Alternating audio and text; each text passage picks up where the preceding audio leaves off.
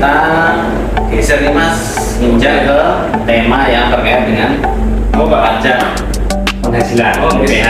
Ini juga kita masih pada range-nya pengadaan barang jasa pemerintah. Mungkin Mas bisa menjelaskan secara kalau tentang PPh yang terkait dengan instansi pemerintah, transaksinya itu kan ada PPh 22, PPh 23, sama final ya Pak. PPh final ya, 4 ya 2 yang sering banget bendera-bendera itu. betul ya. PPh 22 untuk pembelian barang, misalnya dari dinas kesehatan atau dari mana ya? Dinas kesehatan mau belanja ATK. Mungkin Seda mau belanja ATK. Ya. Itu nanti ketika nilainya di atas 2 juta, harus dipungut PPh 22, PPh pasal 22 ya. Iya Pak. Nah itu tarifnya berapa Mas? 1,5% Pak. 1,5%. Nah itu kriterianya seperti apa ya? 1,5% itu dari DPP tanpa PPN. Tanpa PPN ya. Dari dasar pengenaan pajak kita dengan 1,5%.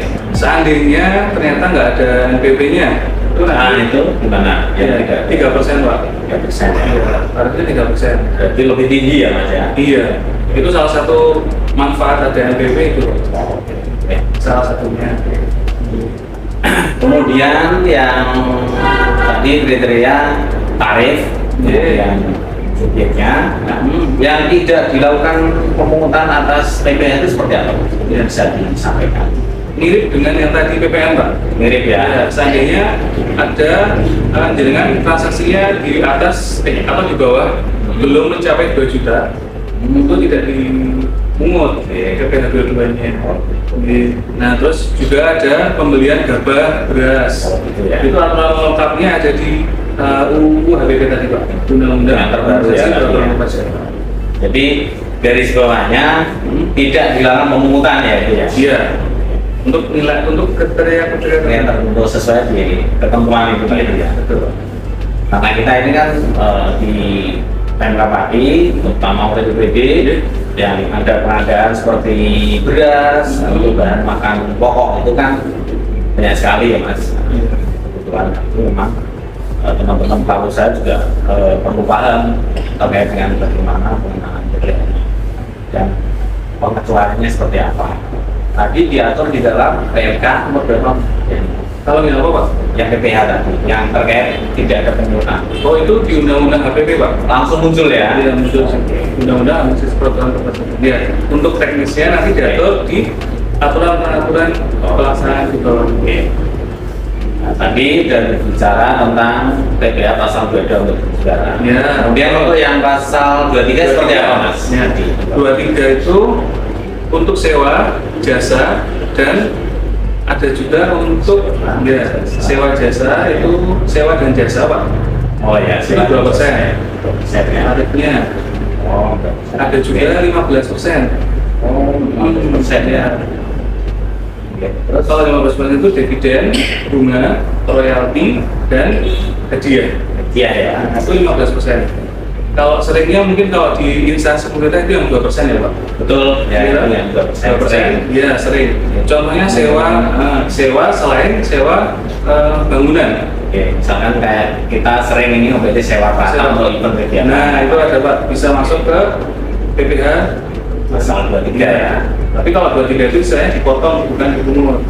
Oh ya, dipotong ya. Ini teman-teman, sobat pengadaan juga harus paham. Jadi beda dipungut dengan yang tadi satunya apa Mas?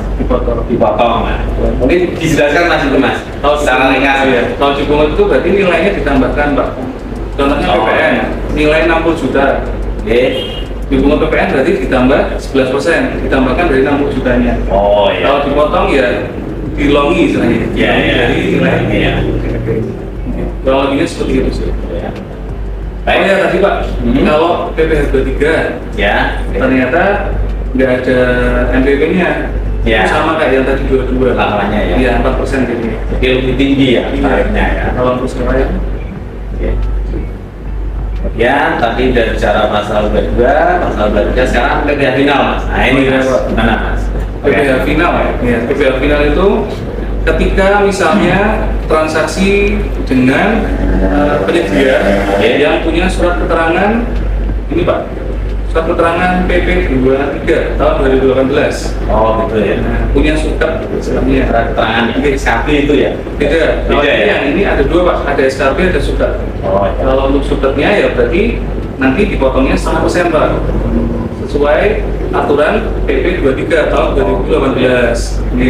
Nah, bedanya surat keterangan dengan surat SKP itu apa? Ya, kalau SKP teman-teman kan banyak ini Pak. Soal SKP kan itu istilahnya beda Pak, nanti melakukan pengajuan dulu.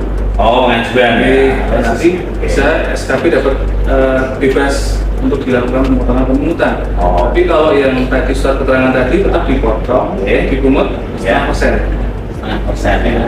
Oh, Mirip pajak final. pajak final ya. Cuman ini dilakukan oleh instansi pemerintah. Oh, gitu. Baik, saya kira yang terkait Iya. PPh pasal 22, 23 dan final, saya kira secara garis besar sudah jelas. Kemudian yang terkait selanjutnya nih Mas, Iya Pak. ini kan ada hak dan kewajiban dari pelaku usaha. Pelaku usaha itu ada dua Mas, jadi berbentuk usaha perorangan atau Ya. penyedia bentuk badan usaha. CVPT gitu ya. Nah itu terkait kewajibannya terkait khususnya nih Mas, teman-teman ini pelaku usaha banyak tanya juga. Iya. Pelaporannya itu seperti apa? Untuk yang usaha berbentuk badan. Ya. Nah, kalau untuk PKP Pak, misalkan tadi udah disampaikan Oh, kalau ya. pengusaha kena pajak itu bisa menerbitkan faktur. Nah, Oke. kewajibannya ada satu tambahan, lapor bulanan. Laporan bulanan ya. SPT masa PPN itu bulanan paling lambat akhir bulan berikutnya. Kalau bukan PKP ya tidak perlu itu. Hanya nanti lapor tahunan aja Pak. Cukup laporan tahunan ya. Sudah tahunan aja. Sudah tahunan. Oke, oke. Oke Mas Yudi, saya kira yang terkait dengan kewajiban pelaku usaha tadi baik perorangan ini Ya. memang banyak sekali yang tanya juga ini ke kami ya. Iya. Kemudian terkait dengan tadi sudah disinggung di awal ya, definisi barang atau jasa yang tidak kena pajak. Iya. Nah itu seperti apa? Tadi kan disinggung sedikit ya. Iya. Mungkin bisa Recall lagi ya? Bisa ada detail sedikit. Iya Pak. Karena ini terkait dengan seperti tadi bahan pokok, kemudian yang ada di dalam katalog lokal. Itu bisa jelaskan. Jadi kalau PPN ini berlaku negatif list Pak. Negatif list. Negatif list PPN-nya tadi ada di istilahnya non BKP, non barang kena pajak, Oh, dan non jasa kena pajak. Yang diatur situ. Secara aslinya sebenarnya semua barang itu ada PPN-nya Pak, kena PPN. Secara prinsip ya. Ya, prinsipnya kena. Tapi ada yang di istilahnya khusus lagi, ya. Perlakuan khusus ya. Non BKP dan non JKP. Nah, kalau untuk non BKP, non barang kena pajak, sesuai Undang-Undang HPP Pak, Nomor 7 tahun 2021, itu ada dua Pak, non BKP. Ya, ada dua macam. Yang pertama makanan minuman yang disediakan oleh restoran atau rumah makan, warung, ya. Itu masuk non BKP. Dan ada juga uang tunai, emas batangan, dan surat berharga. Jadi itu non BKP Pak. Kalau untuk non JKP-nya ada beberapa Pak. Jadi contohnya jasa durga, jasa catering, jasa pengadaan parkir. Nah terus mungkin ada juga jasa keagamaan. Nah, itu ada ketentuan-ketentuan ya. Iya. Mungkin dari materi tadi saya kira masih sudah jelas ya. Nah, nanti ini Mas Budi, jadi mungkin teman-teman dari pelaku pengadaan nanti bisa disampaikan kalau ada yang mau konsul terkait dengan perpajakan ini kemana ini Mas harus konsul ya? Oke. Jadi kami yang pertama ada media sosial Pak. Medsos ya? Iya medsos. Instagram ada, Facebook ada, Twitter juga ada, YouTube juga ada. Oke. sama seperti dari sini juga ada kan Pak Ya, channel ada. YouTube-nya. Ada. Iya. Kalau untuk Instagramnya bisa follow Pajak Pati Pak. Japati ya. Iya, Pajak Pati. Nanti di situ ada link-linknya, ada kayak semacam link untuk masuk ke layanan-layanan yang lainnya. Oh, Iya, ada menunya ya. Betul, Klik. ada layanan konsultasi. Oke. Kalau mungkin mau nanya tentang NPWP bisa. Ya. Mau nanya juga tentang pengusaha kena pajak bisa. Oke. Terus mau laporan seperti tahunan, ternyata lupa Evin.